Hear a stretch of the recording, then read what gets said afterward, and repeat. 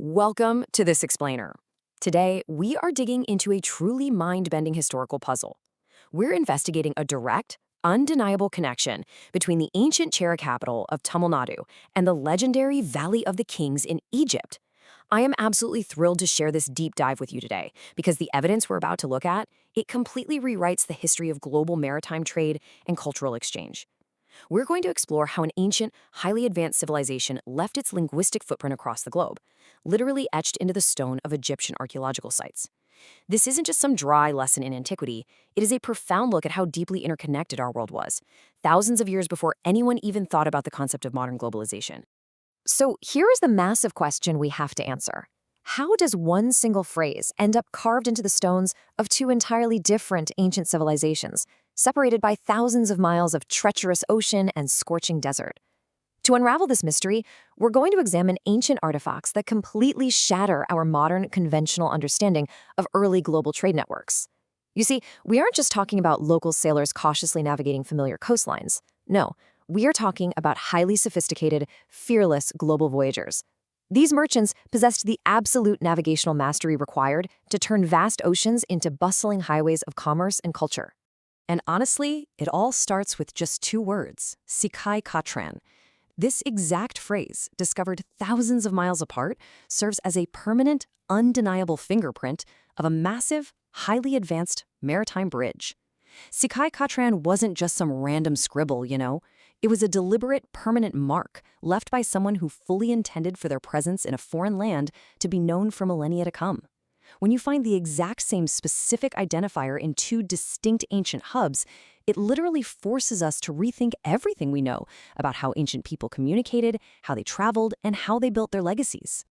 Now, to really wrap our heads around this connection, we first need to establish the sheer technological dominance of ancient Tamil Nadu.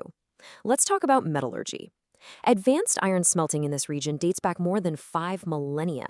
We've got findings at Sivagale pushing dates as far back as 3300 BCE. Archaeologists even unearthed an astonishing 8-foot-long iron spear in a burial site. That is just incredible.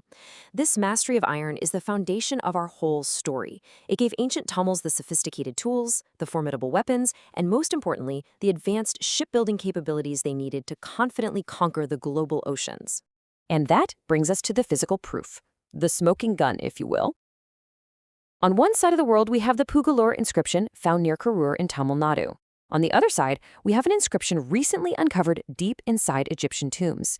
The script is identical. We are looking at the exact same word, written by people sharing the exact same language and culture, yet living in completely different parts of the ancient world. This is hard, tangible, undeniably physical evidence of cross-continental travel. It absolutely cannot be ignored or written off as mere coincidence anymore. Let's break down the linguistics here. Analysis proves that Sikai Kottran is a pure Tamili or Tamil-Brahmi phrase.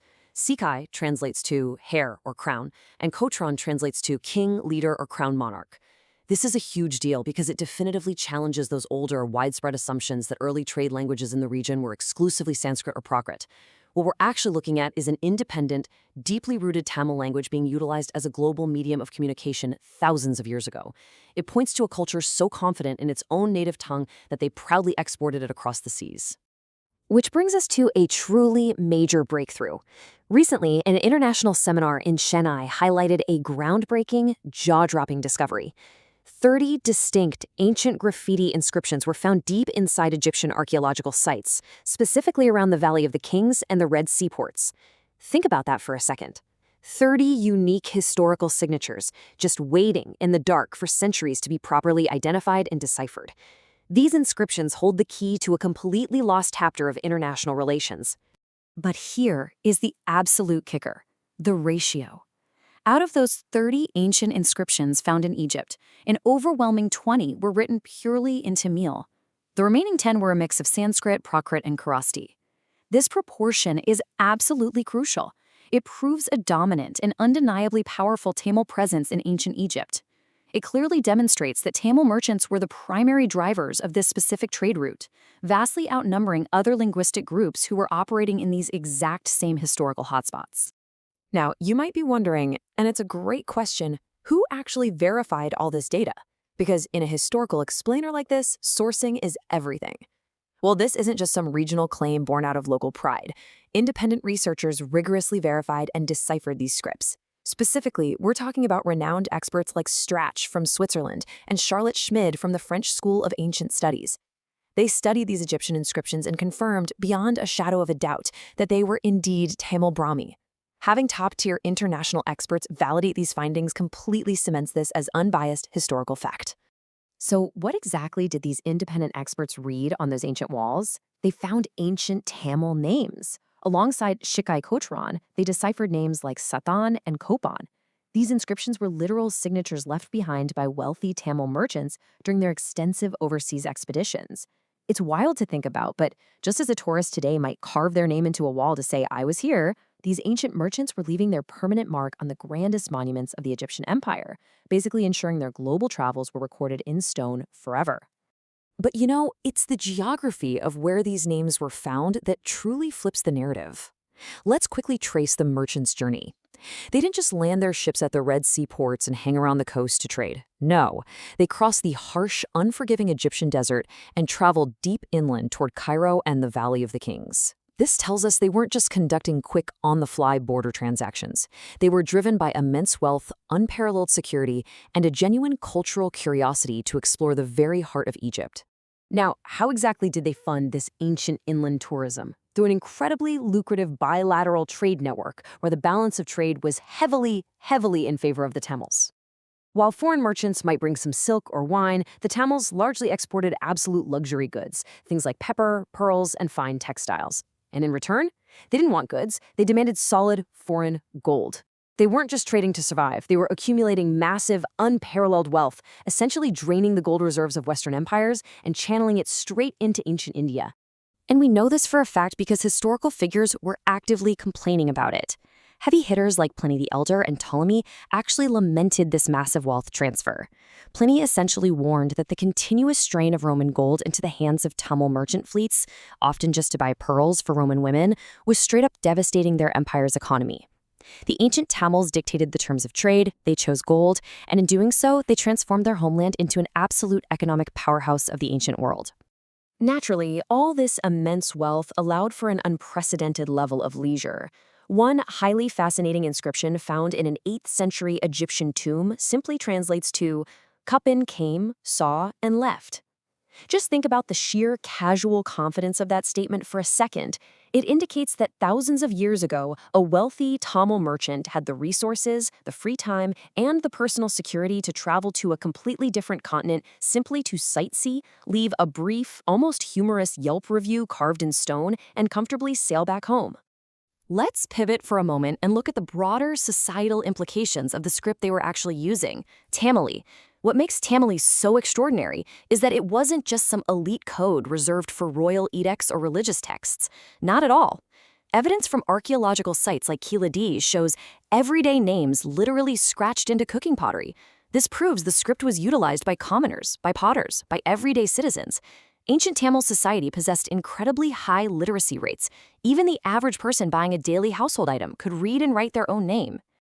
Furthermore, the roots of this script go incredibly deep. 60% of the early Tamili symbols and graffiti marks found in Tamil Nadu directly match the even older Indus Valley signs. This suggests a continuous, powerful linguistic evolution from the ancient Indus civilization all the way down into southern India. It proves that Tamili was a fiercely independent, deeply historical script that evolved natively over thousands of years of human communication. It is a profound, unshakable linguistic heritage.